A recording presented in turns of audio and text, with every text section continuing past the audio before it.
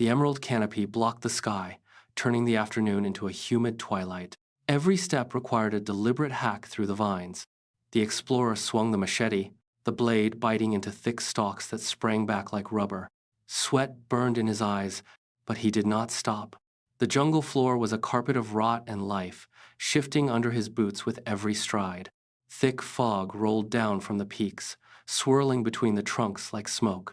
It swallowed the path behind him, erasing his tracks and leaving only the sound of his own heavy breathing. He checked his compass. The needle spun, then steadied. He pushed aside a curtain of broad, waxy leaves and stumbled forward. The air felt colder here, stripped of the jungle heat. Ahead, the trees grew sparser. Their roots gnarled and twisted into the earth. He reached a ridge and knelt, pressing his palm into the wet, cold moss. The ground beneath the soil did not feel like dirt. It felt like granite. He stood, wiped the grime from his forehead, and looked toward the mountain face. The silence here was absolute, heavy, and expectant. He took a final breath, tightened his grip on the handle, and stepped toward the edge of the clearing. The final wall of vegetation collapsed under his strike. He stepped into the clearing, and the machete slipped from his numb fingers, thudding into the soft earth.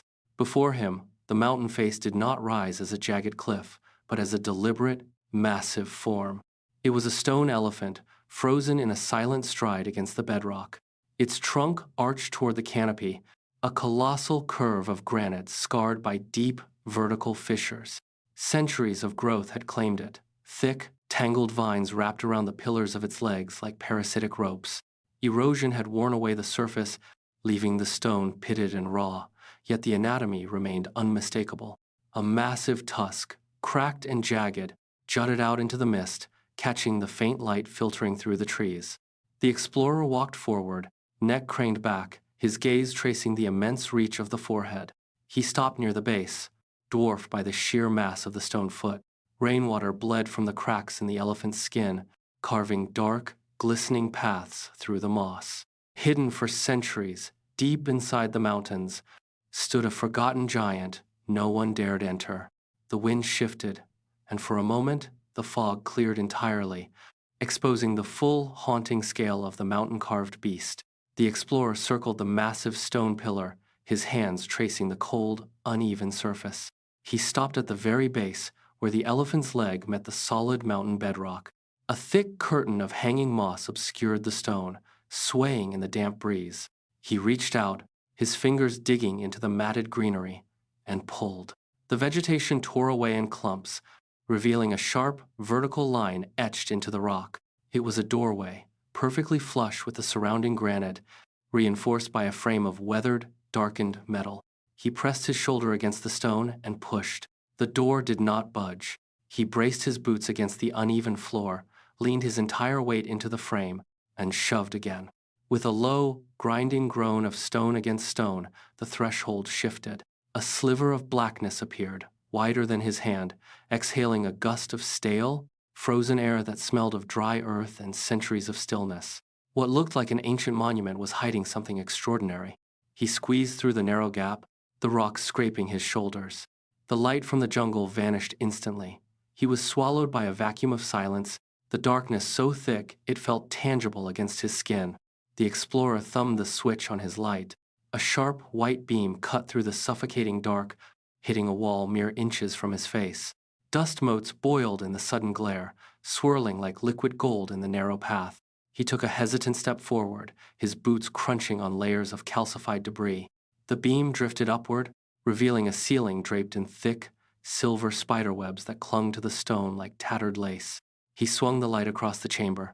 The walls were not rough cavern rock, but smooth, masterfully cut panels featuring complex, geometric patterns that interlocked in a repeating, mathematical rhythm. Every angle suggested deliberate design, a sophisticated hall buried deep beneath the mountain. He reached out, his fingers hovering over a series of faint, etched lines that traced a celestial map into the bedrock. Inside, time had completely stopped. Every corner hid secrets from another age. He moved deeper, the light catching the glint of a metallic inlay embedded in the floor. The air remained perfectly still, heavy with the weight of ages. He stopped, holding his breath, as the realization set in. This was not a tomb, but a workspace, abandoned mid-task by architects whose legacy had been erased from every history book. The silence of the mountain shattered. A low, rhythmic thrumming vibrated through the ground, growing into a mechanical roar that chased the birds from the trees. Outside the hidden entrance, the emerald canopy was violently torn apart. Massive steel cranes crawled up the slopes on heavy treads, their iron limbs swinging into the humid air. Workers moved with practiced precision, carving a path through the dense undergrowth and establishing a base camp at the elephant's feet. The earth groaned under the weight of the arriving equipment, a stark, grinding intrusion into the ancient sanctuary. Giant coils of steel cables were hoisted upward, and within minutes, the first sections of scaffolding began to climb the stone giant. It looked like a parasitical growth of metal veins spreading across the weathered surface. Every movement was calculated, every bolt tightened to secure the structure against the shifting mountain face. The air, once filled with the scent of damp moss and rain, now carried the sharp, metallic tang of hydraulic fluid and heavy grease. High above, the stone tusks were already being measured by laser-guided equipment. The impossible transformation had begun. The mountain was no longer a silent relic. It was a construction site, and the scale of the challenge was only just becoming clear. The air hissed with the sound of high-pressure torches. Welders, suspended in harnesses against the massive stone surface, triggered their tools, sending a cascade of white-hot sparks tumbling into the jungle below. The light from the welding arcs flickered rhythmically, casting long, dancing shadows against the elephant's weathered hide. Where the steel beams met the granite, the contrast was absolute. The cold, unyielding resilience of the mountain colliding with the precise, rigid geometry of industrial carbon steel. A sudden, sharp fracture echoed through the clearing as a drill bit hit an unseen mineral pocket, sending a cloud of pulverized stone dust into the air. The lead engineer signaled for a halt, his hand cutting through the heavy smoke. They adjusted the angle, repositioning the hydraulic jacks to exert pressure on the fissure. The rock groaned, a deep, resonant sound that vibrated through the scaffolding. Slowly, the steel beam shifted, finding a grip within the ancient crevice. They pushed again, the beam locked into place, sinking deep into the bedrock. Sparks surged once more, a violent shower of gold against the gray monolith as the final welds fused the metal to the stone. The foundation was set. The union of two distinct eras was complete. Inside the belly of the beast, the atmosphere changed completely. The suffocating dust of centuries was scrubbed away, leaving the raw, cavernous stone exposed to the sterile glare of work lights. Then, the transformation accelerated. Teams moved with rhythmic efficiency, clearing the last of the rubble to reveal the true scale of the hollowed interior. Heavy panels of dark, polished mahogany were hoisted into place, anchoring themselves against the uneven granite walls. Veined slabs of white marble were fitted onto the floor, creating a stark, cool surface that mirrored the rough textures of the ceiling. A designer kitchen was installed, its metallic surfaces catching the light like a surgical tool against the ancient, weathered rock. The space felt fractured by time, a collision of eras happening in real time. As the final fixtures were bolted down, the ambient lighting hummed to life. Warm, gold-hued light washed over the marble, softening the jagged edges of the stone and turning the former tomb into a living sanctuary. The transition was absolute. Where there had once been only darkness and decay, there was now a deliberate, sharp-edged elegance. Every corner of the chamber reflected this new, impossible standard of luxury, standing in defiance of the mountain that enclosed it. The focus shifted upward, ascending into the hollowed crown of the stone giant. This was the final frontier of the project, the space where the elephant's mind had once been. Workers hammered away the last of the internal granite partitions, sending shards of rock tumbling into the darkness below.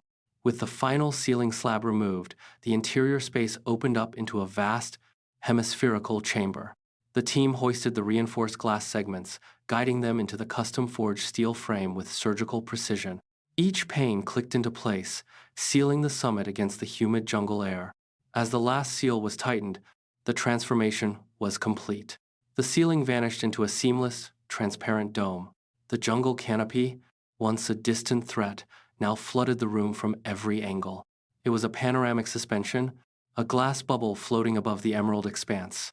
The architects stepped back, their work done. The observation lounge was no longer a part of the mountain. It was a vantage point that claimed the entire horizon. Sunlight cascaded through the glass, illuminating the space with a clarity that felt invasive. Below, the treetops swayed in an endless rhythmic wave.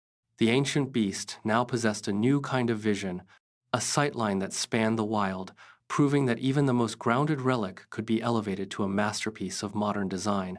The sky turned bruised and heavy as the tropical storm arrived with no warning. Sheets of rain hammered against the panoramic glass, turning the jungle into a blurred, shifting wall of gray. The wind shrieked against the stone, seeking a weakness in the structure, but the glass held firm. Inside, the world retreated into a singular, amber-hued stillness. The mansion became a golden island in the dark. Soft, recessed lighting traced the grain of the wood and the veins of the marble, casting long, deliberate shadows that danced across the ancient rock.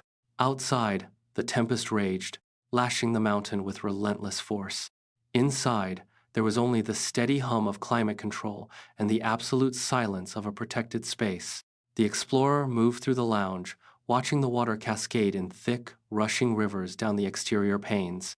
The light from within bled out into the storm, creating a beacon of refinement that defied the chaos of the wild. Every detail of the interior remained crisp and steady, unmoved by the turbulence of the night. The project had done more than just occupy the mountain, it had mastered it. By nightfall, the impossible had become reality, a fortress of light standing tall against the fury of the jungle. The rain slowed to a light mist, leaving the emerald canopy glistening under the heavy, low-hanging clouds. A camera drone surged upward, rising high above the jagged peaks of the jungle. From this height, the mountain was no longer just a wall of stone. It was the home of a modern legend. The massive elephant form emerged from the swirling vapor, its form carved by centuries and reclaimed by human precision. The glass-encased head caught the faint ambient light, glowing like a steady, burning star in the wilderness. It stood as a bridge between the ancient, silent past and the sharp, technological present. Far below, the jungle floor remained dark, a sea of shadows that the beacon effectively conquered. The drone continued to climb, pulling back until the entire mountain landscape filled the frame. The stone giant sat perfectly still, integrated into the earth, as if it had always been destined to hold such light. The mist moved in rhythmic pulses around the glowing crown, blurring the edges of the structure into the night sky. Everything else was wild, untamed, and dark, but the mountain remained constant. A forgotten relic of the past, now a legend of the modern world, stood silent and invincible, watching over the deep, infinite forest.